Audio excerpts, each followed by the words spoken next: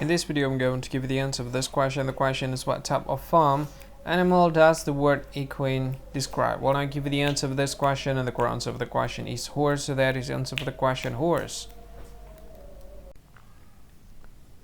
Hi, thank you so much for watching this video.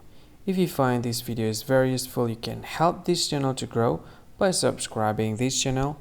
Please this subscribe button and don't forget to like this video.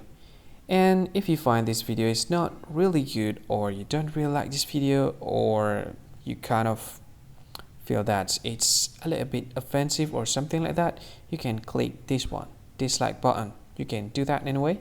And if you want to share this video with your friend, you can share it by clicking this share button, and you can share it to any social media that you wish that is currently available at this time, like Facebook, Twitter, LinkedIn, and many others, right? And if you want to add this video to your playlist, you can click this one. You can watch this video later, and you can find more options by clicking these three dots. And yeah, don't forget to subscribe. I think that's all of it. Thank you so much for watching this video, and see you again in another video. Bye bye. See you again.